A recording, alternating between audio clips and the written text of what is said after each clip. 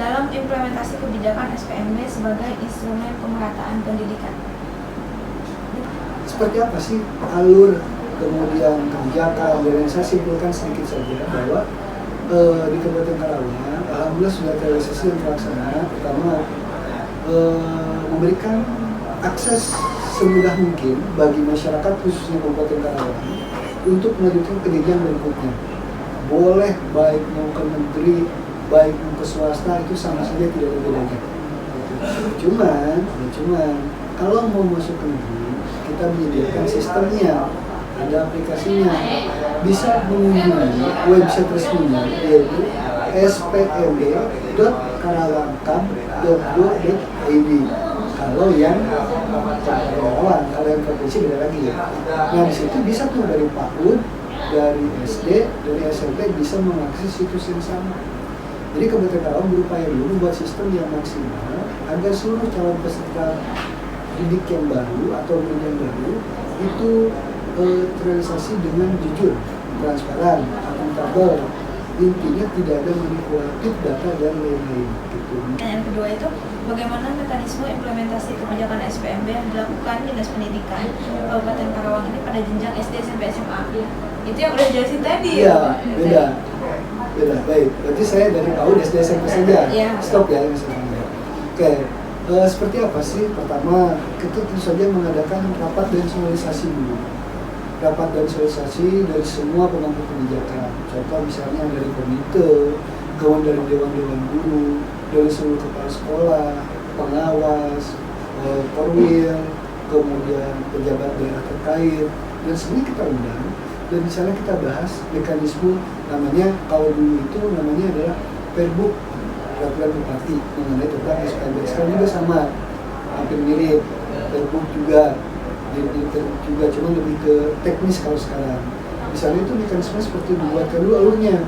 Di dalamnya ada undang-undang, ada jalurnya, daftaran sekolahnya, ada kuotanya.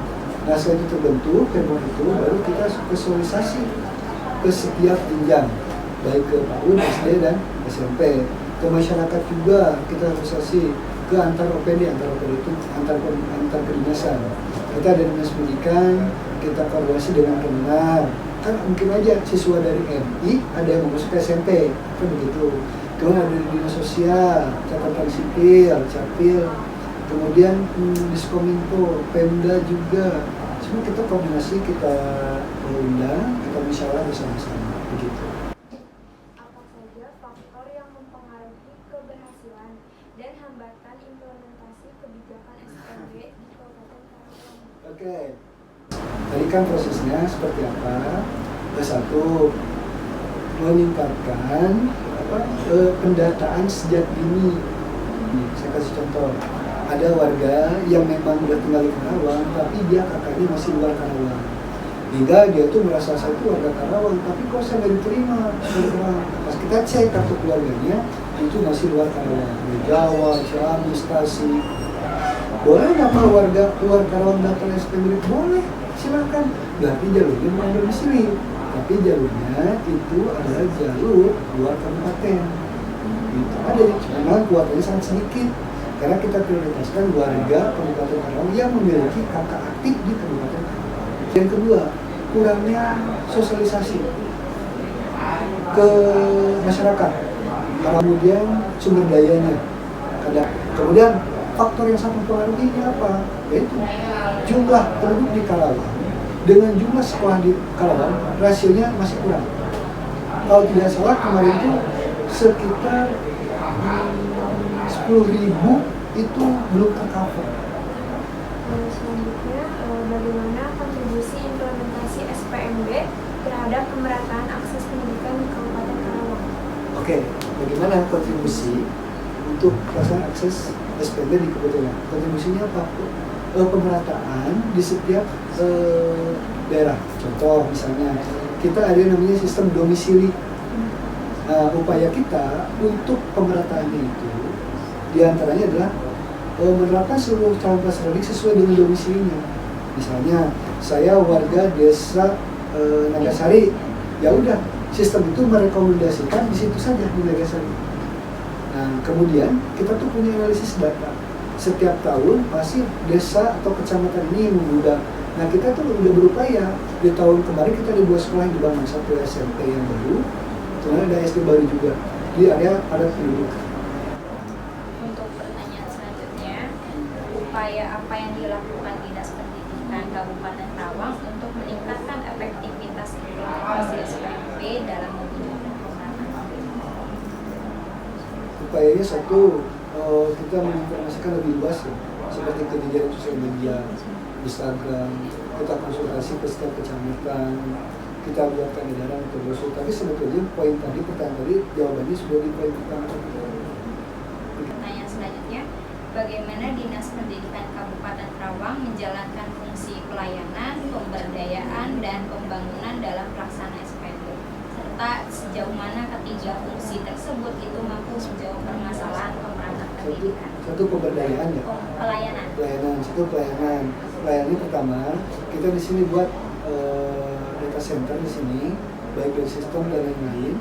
Kemudian ketika ada masyarakat yang akunnya nggak bisa login atau belum punya akun, atau misalkan dia ada kesulitan, bisa langsung datang ke sini, atau kata saya tadi bisa datang ke sekolah tujuannya, atau bisa datang langsung ke sekolah asal.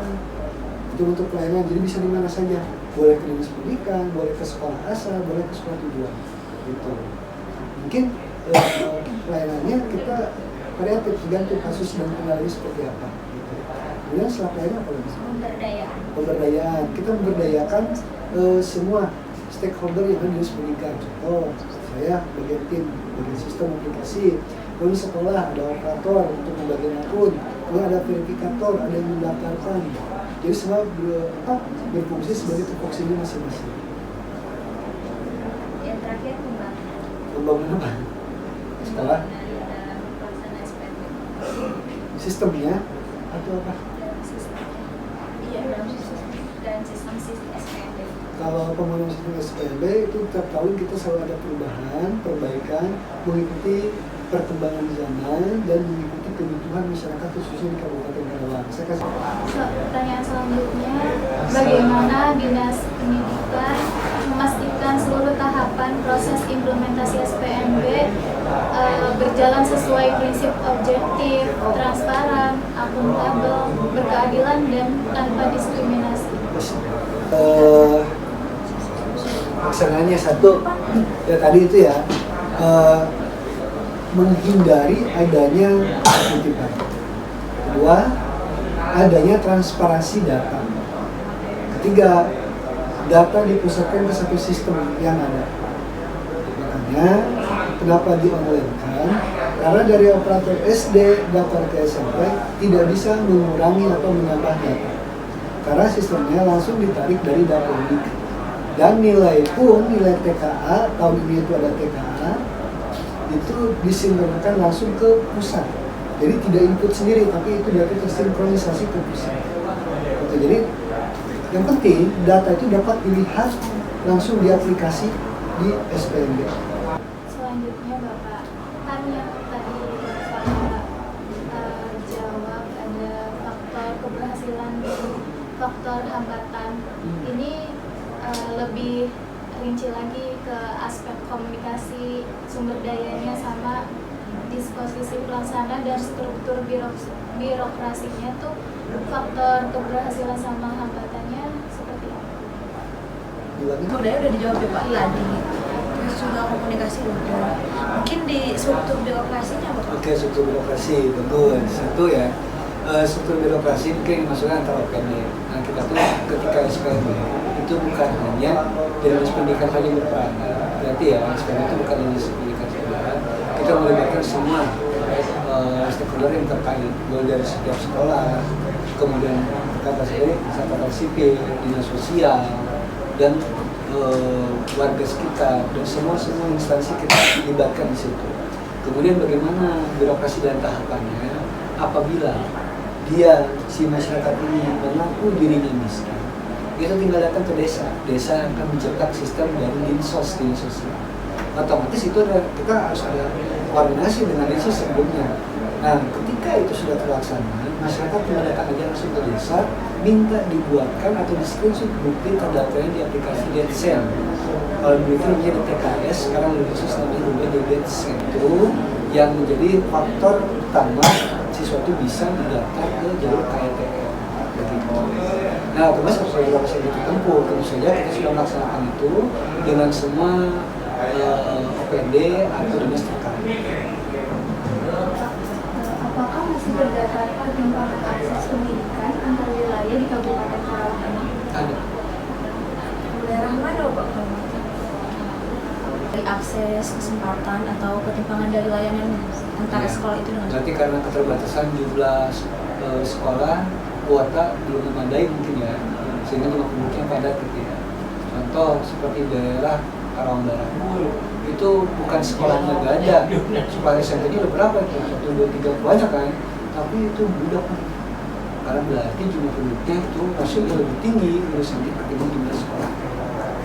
Tentu saja tiap pemerintah, tiap wilayah pasti itu terjadi.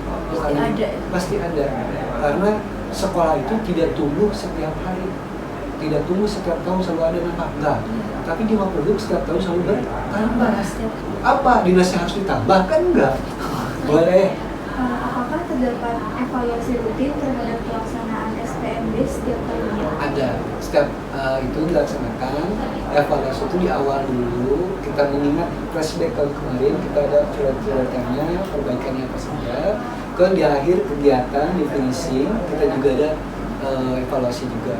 Nah, seperti saya ceritakan tadi, evaluasi itu kita belajar di tahun-tahun sebelumnya.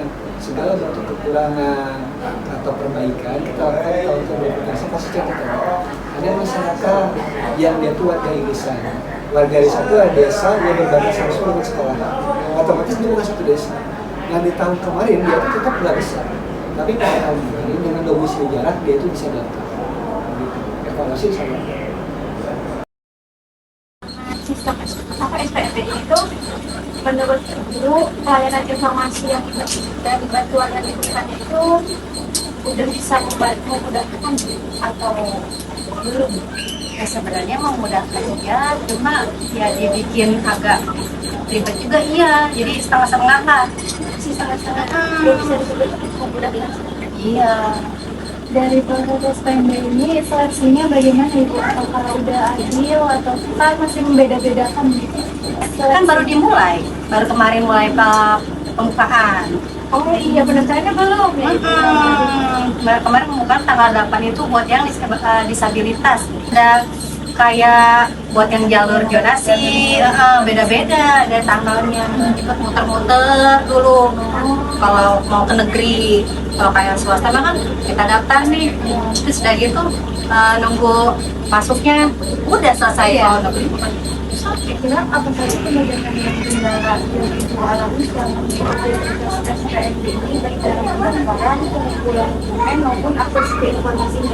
ya kemudahannya kita dari sekolah kolektif, sistem kolektif, sistem kolektif. Jadi kitanya tinggal diam di rumah, ntar pihak sekolah yang daftar ke sekolah, terus tinggal buka link nunggu. Orang tua sendiri dimudahkan. Iya. Cuma kan pasien yang ribetnya kalau buka link itu kan, apalagi kan emak-emak yang gaptek lah ya. Nah kasiannya di situ.